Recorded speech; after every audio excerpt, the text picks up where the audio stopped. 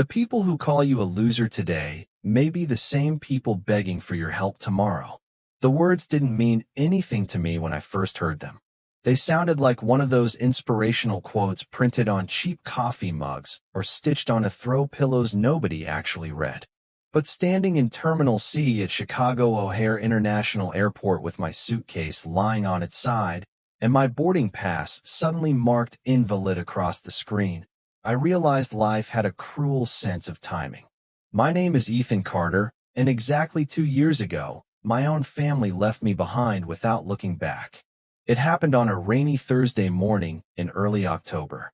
Our flight to Seattle was scheduled to depart at 9:15 a.m., and I had arrived nearly 2 hours early because I had spent my entire life believing that showing up prepared was enough to earn respect. I was wrong. My older brother, Brandon, was already laughing with our parents near the airline counter when I reached them. My mother barely glanced in my direction before returning to her phone. My father folded his arms with the familiar disappointed expression that had followed me since high school, as though every decision I made confirmed something he had already decided about me years before. I smiled anyway. I always smiled anyway. "Morning," I said, hoping today might be different. Brandon looked at me, smirked, and shook his head. "You actually made it." "I'm surprised." Before I could answer, the airline employee politely cleared her throat. "I'm sorry, sir, but this reservation has been canceled." I blinked. "Canceled?" She turned the monitor slightly toward me. "The ticket was canceled online about 40 minutes ago." My stomach dropped. "There has to be a mistake." She checked again. "I'm afraid there isn't." I turned toward my family, expecting confusion, concern, maybe even someone offering to help figure it out. Instead, Brandon laughed out loud. My father let out a tired sigh. My mother finally lifted her eyes from her screen. "We canceled it," she said calmly, as if she were mentioning the weather. "What?" I whispered. "You weren't ready for this trip," my father answered. "It would have been a waste of money." I stared at him, unable to process what I was hearing. This business conference had been my only opportunity to present an idea I had spent nearly a year developing during late nights after working 2 part-time jobs. I had saved every extra dollar I could. They had insisted on booking everyone's flights together because they said it would be easier. I believed them. Brandon stepped closer with the confidence of someone who had never been told he wasn't enough. "Let's be honest, Ethan. Nobody's waiting to hear your big ideas." My mother adjusted the strap of her designer handbag. "Maybe this is the universe telling you to stop pretending you're going to be successful." My father looked directly into my eyes. "Sometimes you need to accept reality." Brandon chuckled one last time before delivering the sentence that echoed in my head for months afterward. "You're a loser, Ethan. You always have been." Around us, travelers hurried toward security. Children pulled rolling backpacks across the polished floor, and overhead announcements echoed through the terminal as though the world had decided nothing unusual was happening. Nobody knew that my future had just been erased with a few clicks on a phone. My family picked up their luggage and walked toward the security checkpoint without inviting me to follow. Not one of them turned around. I stood there frozen, gripping the handle of my suitcase until my knuckles turned white, watching the people who shared my last name disappear into the crowd as if leaving me behind had always been part of the plan. I honestly believed that was the worst day of my life. I had no idea missing that flight was about to become the greatest turning point I would ever experience. For several minutes I could not move. I simply stood there while strangers rushed past me carrying backpacks, coffee cups, and boarding passes, each of them focused on destinations that suddenly felt impossibly far away from mine. My phone vibrated once. Then again. I looked down, hoping against reason that someone in my family had changed their mind. Instead, it was a notification from my bank confirming that the conference registration fee had already been processed and was non-refundable. Nearly $600, money I had spent after months of skipping dinners out, repairing my own clothes instead of buying new ones, and taking every extra shift I could find. I slowly rolled my suitcase toward an empty row of seats overlooking the runway. Rain streaked across the giant windows, blurring the airplanes into gray shapes disappearing into the clouds. I watched one aircraft begin its slow climb into the sky and wondered if my family was already sitting inside another one, joking about me between complimentary drinks and travel magazines. It was not the first time they had made me feel invisible. Looking back, maybe I should have seen it coming years earlier. Brandon had always been the success story. Straight A's, college athlete, confident speaker, natural leader. Every holiday dinner somehow became another celebration of something he had accomplished. When he landed his first corporate job, my parents threw a backyard party for nearly 50 guests. When I quietly finished a professional certification after months of studying at night, my father simply nodded and asked whether it would finally help me find a real career. It never mattered that I worked hard. It never mattered that I paid every bill on time or helped neighbors fix computers for free or volunteered on weekends teaching basic technology classes at the local community center. In my family's eyes, effort without immediate success was failure. After college, I had bounced between customer service jobs, freelance graphic design, and technical support contracts while trying to develop a business idea that I believed could help small family-owned stores improve their online sales. Every rejection letter hurt, but none of them compared to hearing my own parents describe my dream as an expensive hobby. Even so, I kept going because somewhere deep inside me there was still a quiet voice refusing to disappear. That conference in Seattle had represented more than a presentation. A regional startup organization had selected 20 finalists to pitch their ideas before experienced investors and business mentors. I had spent months preparing slides, refining financial projections, and practicing every sentence until I could deliver the presentation without looking at my notes.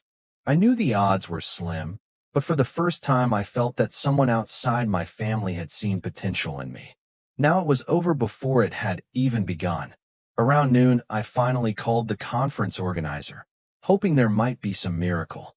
A polite woman answered and listened patiently while I explained that I would not be attending.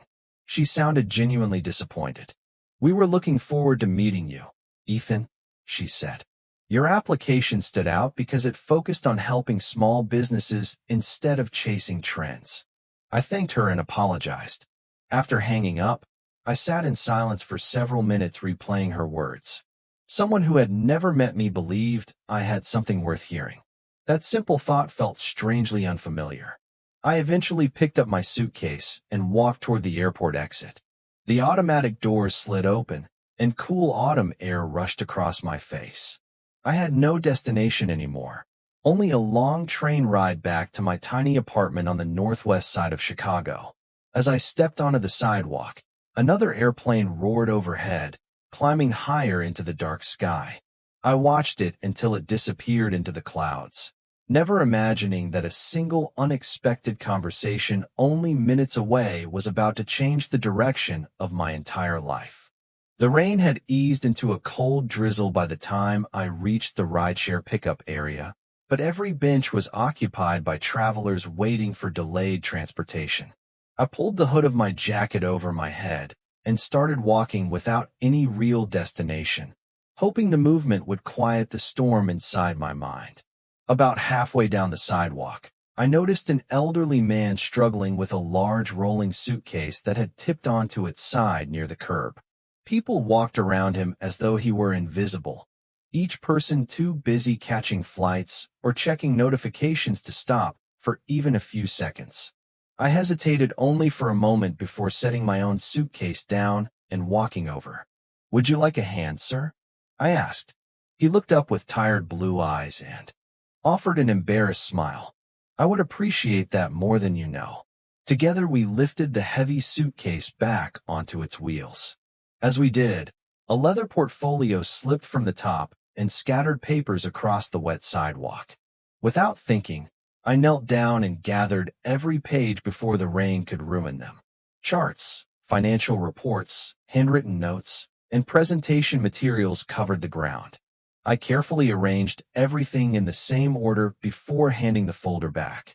"Thank you," the man said sincerely. Most people would have kept walking. I shrugged. Everyone has a difficult day once in a while. He studied me for a second longer than most strangers would. "It sounds like you are speaking from experience." I laughed quietly, although there was very little humor left in me. "You could say that." Before either of us could continue, another voice called from behind us. "Mr. Whitmore, there you are." I turned to see a tall man in a navy overcoat walking briskly toward us. He looked to be in his late 30s, calm and composed despite the weather, carrying himself with the quiet confidence of someone accustomed to solving problems rather than creating them. His dark hair was damp from the rain, and a simple silver watch peeked out beneath his sleeve as he reached for the older man's luggage. "I have been looking everywhere for you," he said with a relieved smile. The older man chuckled. "I got distracted by gravity." Then he gestured toward me. Fortunately, this young man rescued both me and my paperwork. The stranger turned toward me. "Thank you. Those documents are extremely important. Anyone would have helped," I replied. The older man immediately shook his head. "No, they would not have." The younger man extended his hand. "Alexander Brooks." I shook it politely. "Ethan Carter. Are you traveling today?" he asked. I glanced toward the terminal entrance before answering. "Not anymore." Something in my expression must have revealed more than I intended because neither man pressed for details. Instead, Alexander simply nodded as though he understood disappointment without needing an explanation. Mr. Whitmore looked toward the departure board visible through the terminal windows. "Our meeting downtown does not begin for another 90 minutes. Would you care to join us for a cup of coffee before you head home?" I almost refused out of habit. Accepting kindness had always felt uncomfortable because I was used to believing there was always a hidden cost attached to it. Still, there was something genuine in their invitation. "I would not want to interrupt your schedule," I said. Alexander smiled slightly. "Helping someone who helped us first is not an interruption." 20 minutes later, we were sitting inside a quiet cafe overlooking the runway. Steam curled from fresh coffee while travelers hurried past the windows carrying backpacks and briefcases. Conversations started with ordinary topics such as the weather, traffic, and delayed flights, but gradually shifted toward careers. Mr. Whitmore asked what kind of work I did, and for the first time that day someone listened without checking a phone or changing the subject. I told them about my freelance projects, my customer support jobs, and finally the business idea that had been rejected before I ever had the chance to present it. Instead of offering polite sympathy, Alexander leaned forward with genuine curiosity. "Tell me exactly what problem your idea solves," he said. It was the first time anyone had ever asked me that question. For a moment, I forgot everything that had happened that morning. I looked at Alexander, unsure whether he was simply being polite or whether he genuinely wanted to hear the answer. Years of rejection had taught me to keep my expectations low, but something about the way he waited without interrupting made me believe he was interested. I took a slow breath. Small business owners spend so much time trying to survive that they rarely have the money or technical knowledge to compete online, I began. Most digital marketing platforms are designed for large companies with dedicated teams. I wanted to build something simple enough that a family-owned bakery, hardware store, or neighborhood bookstore could actually use without hiring expensive consultants. Alexander nodded but did not speak. Mr. Whitmore smiled and folded his hands, encouraging me to continue. Once I started explaining, the words came naturally. I described the software prototype I had been building during evenings and weekends, the customer research I had collected from dozens of local business owners across Illinois, and the financial model I had spent months refining. I even admitted where the weaknesses still existed because I had learned that pretending something was perfect only created bigger problems later. Nearly 20 minutes passed before I realized neither of them had touched their coffee. They had simply listened. Alexander finally leaned back in his chair, his expression thoughtful. "How many people have you presented this to?" he asked. I laughed quietly. "Officially?" Nobody. Nobody. Mr. Whitmore repeated with visible surprise. I was supposed to present in Seattle this afternoon, I replied. That opportunity disappeared before I could get on the plane. I did not explain what my family had done. Somehow it no longer felt important enough to mention. Alexander remained silent for several seconds before reaching into his coat pocket and removing a simple business card. He placed it on the table between us. Brooks Strategic Ventures, President and Chief Executive Officer. My eyes moved from the card back to him. The company name sounded familiar, but I could not immediately place it. Mr. Whitmore noticed my confusion and smiled. You have probably seen one of his companies without realizing it. They invest in technology startups across the country. I looked at Alexander again, suddenly feeling embarrassed by how casually I had spoken. I am sorry. I did not know. He raised a hand, stopping me. That changes nothing. Then he asked the question that completely caught me off guard. Do you have your laptop with you? I blinked. Yes. Good. Show me the prototype. My heart started racing. I had spent months imagining investors judging my work, but now that the moment had arrived without warning, I felt completely unprepared. It is still unfinished, I admitted. Most worthwhile ideas are, Alexander replied calmly. I am not looking for perfection. I am looking for honest thinking. I slowly removed my laptop from my backpack and placed it on the table. My hands trembled slightly as the screen powered on. For the next 45 minutes, I demonstrated every feature, every unfinished section, every challenge I had not yet solved. Alexander interrupted only to ask thoughtful questions. None of them sounded designed to expose weaknesses. Instead, each question pushed me to think more deeply about customers, scalability, and long-term sustainability. When I finished, I closed the laptop and waited for the polite rejection I had grown accustomed to hearing. Alexander looked out the cafe window for a brief moment before turning back toward me. You know what impresses me the most? He asked. I shook my head. It is not the software, he said.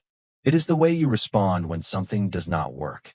Every flaw I pointed out, you already had a plan to improve. That tells me you solve problems instead of making excuses. Mr. Whitmore smiled knowingly. Alexander picked up his business card again and wrote a time and address on the back before sliding it across the table. Tomorrow morning at 9 o'clock, come to my office downtown. I cannot promise you funding today, but I can promise you something far more valuable. I looked up, confused. He smiled for the first time since we had met. A real opportunity to prove what you can do. I barely slept that night. Alexander's business card remained on the small kitchen table in my apartment, and every time I walked past it, I wondered whether the entire afternoon had been some elaborate misunderstanding. I had spent years hearing that successful people never notice someone like me, yet one of them had invited me into his office. By 7 o'clock the next morning, I was already dressed in my only navy suit, the same one I had planned to wear in Seattle. I left my apartment nearly 90 minutes early because I refused to risk arriving late. Brooks Strategic Ventures occupied the top floors of a modern glass building overlooking the Chicago River. The lobby was elegant without feeling excessive, filled with natural light and quiet conversations instead of unnecessary displays of wealth. When I introduced myself at the reception desk, the woman behind the counter smiled immediately. Mr. Brooks is expecting you, Mr. Carter. Those 5 words felt almost unreal. I was escorted to a conference room where floor-to-ceiling windows overlooked the city skyline. A few minutes later, Alexander entered carrying a notebook instead of a stack of contracts. Good morning, Ethan, he said. Thank you for being early. I did not want to make a bad first impression, I replied. He smiled. Showing up early is rarely a bad decision. Rather than discussing investments, Alexander spent the next hour asking questions about my goals, my work habits, my biggest failures, and what I had learned from each one. He never seemed interested in polished answers. Whenever I tried to make myself sound more impressive, he redirected the conversation toward honesty. Finally, he closed his notebook. I told you yesterday that I could not promise funding, he said. That has not changed. but I can offer you something else. He explained that Brooks Strategic Ventures operated a 12-week mentorship program for entrepreneurs whose ideas showed promise, but were not yet ready for investors. Only a handful of applicants were accepted each year, and each participant worked directly with experienced executives, software engineers, marketing specialists, and financial advisors. There is no guarantee of success, Alexander said. You will probably hear more criticism over the next 3 months than you have heard in the last 3 years. The difference is that every criticism will be intended to help you improve instead of convincing you to quit. I accepted before he had even finished the sentence. The following weeks became the most demanding period of my life. Every assumption I had made about my business was challenged. Features I believed were essential were removed. Pricing models were rewritten. Customer interviews revealed flaws I had completely overlooked. More than once I returned home convinced that I had ruined everything. Yet every morning I came back, because no one treated mistakes as proof that I did not belong. They treated them as part of learning. Alexander rarely praised anyone, but he noticed consistency. If I solved one problem, he immediately handed me a more difficult one. At first I wondered whether he was impossible to satisfy. Eventually I realized he was teaching me something my family never had. Confidence is not built by hearing that you are already good enough. It grows when someone believes you are capable of becoming better. One afternoon, after a particularly difficult product review, I admitted that I was beginning to doubt myself again. Alexander looked up from his notes. Do you know the difference between insecurity and humility? He asked.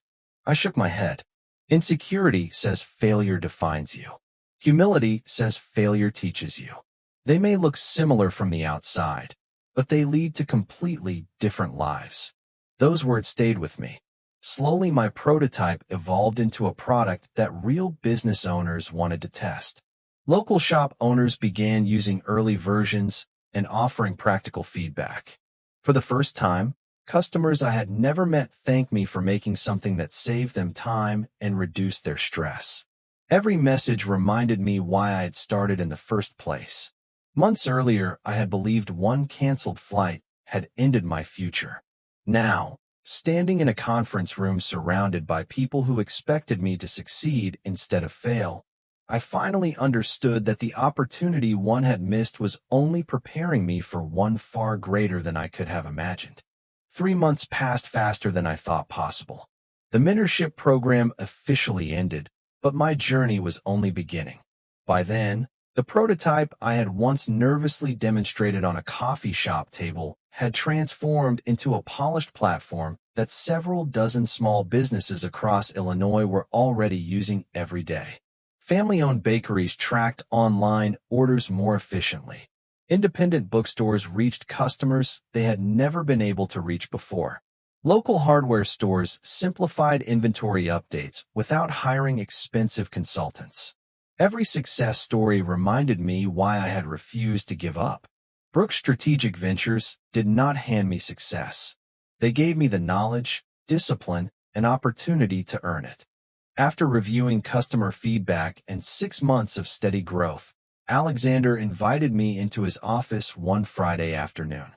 I recognized the same calm expression he had worn the first day we met, but this time there was something different in his eyes. He slid a folder across the desk. "Open it," he said.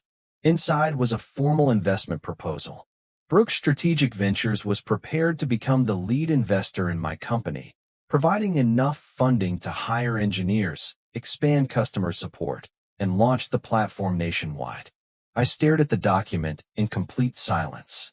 "You earned this," Alexander said before I could speak.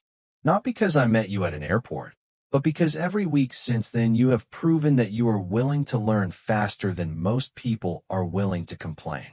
I signed the agreement with a hand that trembled far less than it had the day I first opened my laptop in front of him. Over the next 18 months, everything changed, although not in the dramatic overnight way people often imagine. Growth came through thousands of ordinary decisions made consistently. We interviewed every employee personally to protect the company culture. We answered customer emails ourselves during the early mornings. We spent weekends improving features instead of celebrating temporary victories. Whenever investors suggested chasing quick profits by abandoning smaller businesses in favor of larger corporate clients, I refused. The mission that had inspired the company from the beginning never changed. Ironically, that decision became our greatest strength.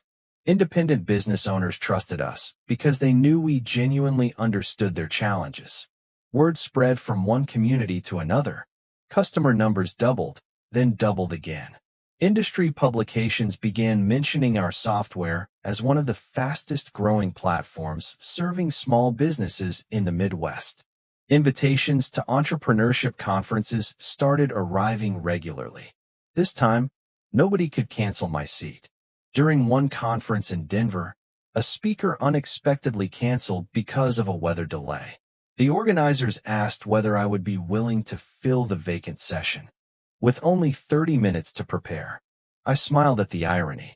A year earlier, I had lost the opportunity to speak because I never boarded a plane.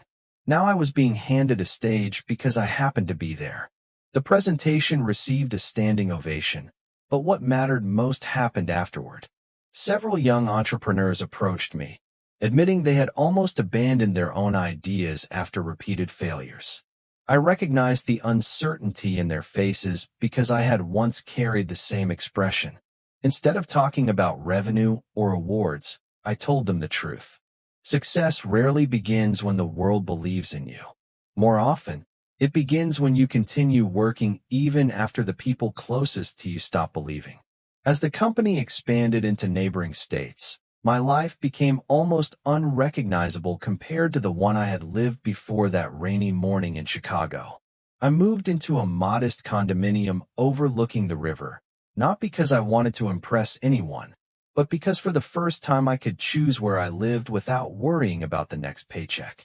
My calendar filled with meetings, partnerships, and product launches, yet Alexander still insisted on scheduling one lunch every month. He never treated me like a project that had been completed. He treated me like a colleague. Looking back, I realized the greatest transformation had nothing to do with business, money, or recognition. Somewhere along the way, I had quietly stopped measuring my worth through the opinions of people who had never truly seen me.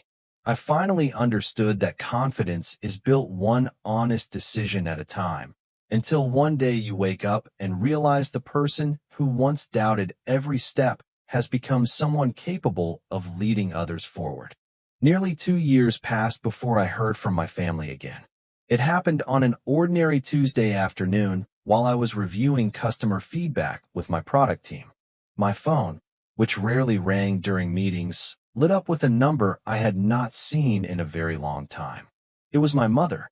For a moment, I simply stared at the screen. I had changed in countless ways since that morning at the airport, yet seeing her name still stirred memories I thought I had left behind. I let the call go to voicemail and returned my attention to the meeting. An hour later, there was another missed call. Then another. By the end of the day, 3 voicemails and 6 text messages waited on my phone. The first message read, "Ethan, please call us when you have time." The second was noticeably more urgent. "We really need to talk." The third simply said, "It is important." I listened to the voicemails while walking back to my office. My mother's voice sounded different from the confident tone I remembered. She sounded tired, concerned, almost uncertain. My father left the second message. "We know you are busy, son. We would appreciate the chance to speak with you." Son. I could not remember the last time he had used that word without disappointment hiding behind it. I did not call immediately. Instead, I placed the phone on my desk and looked out across the Chicago skyline. Alexander knocked lightly before entering my office with 2 cups of coffee.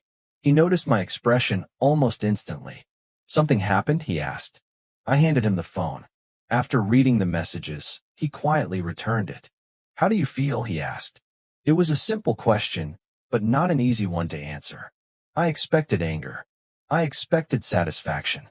Instead, I mostly felt curiosity. Time had softened wounds that once seemed impossible to heal. "I do not know," I admitted honestly. Alexander nodded. Then do not answer until you do. That advice reflected everything he had taught me over the previous 2 years. Never make important decisions while emotions are louder than reason. 2 days later, I finally returned the call. My mother answered before the first ring had fully ended. "Ethan," she said with obvious relief. "Thank you for calling." We exchanged a few awkward greetings before she explained that my father had recently retired earlier than expected after changes at his company. Brandon's career had also become uncertain after his employer reorganized several departments. Neither situation was anyone's fault, but the financial stability they had once taken for granted had disappeared. As she spoke, I noticed something surprising. There were no excuses, no criticism, no attempts to minimize the past, only humility. Finally, she asked the question she had clearly been building toward. "Would you be willing to meet us?" We agreed to have lunch the following Saturday at a quiet restaurant outside downtown Chicago. When I arrived, they were already seated. My father stood as I approached. My mother smiled nervously. Brandon looked older than I remembered, not because of age, but because confidence had been replaced by reflection. For several seconds, none of us spoke. Then my father quietly said, "You look well." "Thank you," I replied. Lunch began cautiously with ordinary conversation about work, health, and life. Eventually, my mother placed her fork on the table and looked directly at me. "We have seen your interviews," she said softly. "We have read articles about your company. We realized we know more about your business from newspapers than from our own conversations with you." My father lowered his eyes. "That is our responsibility, not yours." Brandon took a slow breath before speaking. "I owe you an apology." Hearing those words from him felt more unexpected than any business success I had experienced. "I spent years believing that putting you down somehow made me look stronger," he admitted. "I was wrong. Looking back, I am ashamed of the way I treated you." As I listened, I realized something had changed beyond their circumstances. For the first time in my life, they were not speaking to the version of me they had imagined. They were finally speaking to the person I had become, and somehow the balance between us had shifted without either side needing to raise their voice. For a long moment, I simply looked at the three people sitting across from me. 2 years earlier, I had imagined this conversation 100 different ways. In every version, I had prepared the perfect speech, the perfect comeback, the perfect moment to remind them of everything they had said to me. Yet now that the opportunity had finally arrived, none of those words seemed important anymore. I took a slow sip of water before setting the glass back on the table. "I appreciate your apology," I said quietly. "I know those words are not easy to say." My mother lowered her head as tears formed in her eyes. "We should have said them much sooner." My father nodded in agreement. "We spent too much time measuring success by titles, salaries, and recognition. We forgot to measure character." Brandon looked directly at me. "I cannot change what I did, but I hope one day I can earn back your respect." I let the silence settle naturally before answering. Respect is built the same way trust is. It takes time, honesty, and consistency. Nobody argued. Nobody defended the past. That alone told me they truly understood the difference between explaining behavior and accepting responsibility for it. My father finally spoke again. "There is one more reason we wanted to meet." He hesitated for a moment before continuing. "Brandon has been trying to build a consulting business after leaving his company. He has talent, but getting started has been more difficult than we expected. We were wondering if you might be willing to offer some advice." There it was. The request I had quietly anticipated from the moment my phone first rang. Strangely, I did not feel offended. A younger version of myself would have heard only the irony. The person sitting there now heard something different. They were asking because they finally believed I had something valuable to offer. I smiled gently. Advice is something I can absolutely give. Relief spread across my mother's face before I continued. "But I want to be clear about something." All three of them listened carefully. "I cannot build someone else's future for them. I learned that lesson the hard way. Opportunities matter, but what someone chooses to do with those opportunities matters much more." Brandon nodded immediately. I understand. Good, I replied. Then I will introduce you to several small business organizations, recommend a few networking events, and connect you with resources that helped me when I was starting out. The rest will depend on your work. He smiled for the first time that afternoon. That is more than fair. As lunch came to an end, the atmosphere felt noticeably lighter. We talked about ordinary things that families often take for granted. Favorite restaurants, weekend plans, my father's retirement hobbies, my mother's community volunteer work. It was not a perfect reunion. It did not erase the years that had already passed, but it was honest, and honesty was a stronger foundation than pretending nothing painful had ever happened. When we stepped outside the restaurant, a black sedan pulled up quietly along the curb. Alexander stepped out after finishing a nearby meeting and waved when he recognized me.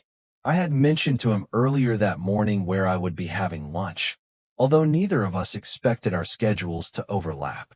He walked over with his usual calm smile. I hope everything went well, he said. It did, I answered sincerely. I introduced him to my family. My father shook his hand firmly. Thank you, he said without hesitation. Alexander looked slightly confused. For what? My father smiled with quiet humility. For seeing something in my son that I was too blind to recognize. Alexander glanced at me before responding. The ability was always there. Someone simply needed to give him the chance to prove it. My mother looked at me with tears in her eyes once more. We almost convinced you that you were not enough, she whispered. I smiled peacefully and shook my head. No, you convinced me for a while. Life taught me something better. As we walked toward our cars beneath the clear autumn sky, I realized I no longer needed anyone to rewrite my past. I only needed to keep living the future I had worked so hard to build. Several months after that lunch, life settled into a rhythm that felt both familiar and completely new. My company continued growing one customer at a time, never chasing headlines as much as earning trust. Every week brought another small business owner with a story about hiring another employee, opening a second location, or finally taking a weekend off because our software had made daily operations easier. Those moments meant more to me than any award hanging on an office wall. Success had become less about proving people wrong and more about creating something that genuinely improved other people's lives. My relationship with my family also changed, although not overnight. Healing rarely follows a straight line. Some conversations were easy. Others carried uncomfortable reminders of the past. But each time we met, we chose honesty instead of pretending those painful years had never happened. My father began calling every Sunday afternoon, not to judge my decisions, but simply to ask how my week had gone. My mother started volunteering with local entrepreneurship programs after telling me she wanted to encourage young people instead of discouraging them the way she once had. Brandon worked tirelessly to build his consulting business. I introduced him to people, but every client he earned came through his own preparation and persistence. Watching him slowly develop humility reminded me that people can change when they are willing to learn from their mistakes instead of hiding behind them. One crisp autumn morning, almost exactly 2 years after the day everything had changed, I found myself back at Chicago O'Hare International Airport. This time I was heading to Seattle as the keynote speaker for the same entrepreneurship conference I had once been unable to attend. As I walked through Terminal C carrying nothing more than a briefcase and a small overnight bag, memories returned with surprising clarity. I recognized the same polished floors, the same departure screens, the same large windows overlooking the runways. For a moment, I stopped near the area where I had once stood alone with an invalid boarding pass in my hand. The place looked exactly the same, but I did not. My phone vibrated with a message from Alexander. It simply read, "You earned this. Enjoy every minute." I smiled before replying. "Thank you for believing in me before I believed in myself." His answer came only seconds later. "I only opened a door. You chose to walk through it." As boarding began, I took my seat beside the window and watched ground crews prepare the aircraft for departure. 2 years earlier, I had believed missing a flight meant losing my future. Looking back now, I realized I had been measuring my life through a single moment instead of the journey that followed. If I had boarded that original flight, I never would have met Mr. Whitmore. I never would have shared a cup of coffee with Alexander. I never would have received the opportunity that transformed not only my career, but the way I saw myself. Sometimes the greatest blessing arrives disguised as disappointment because we are too close to the situation to understand where it is leading. As the airplane accelerated down the runway and lifted into the morning sky, the city gradually disappeared beneath the clouds. I looked out the window and quietly smiled, not because life had become perfect, but because I had finally learned something I wished I had understood years earlier.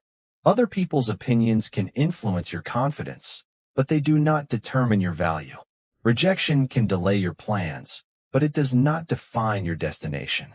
The people who underestimate you may never fully understand your potential, and that is perfectly all right because your future is not built on their approval. It is built one choice at a time through resilience, integrity, and the courage to keep moving forward when the path ahead is uncertain. That canceled flight did not end my story. It redirected it toward a life I could never have imagined.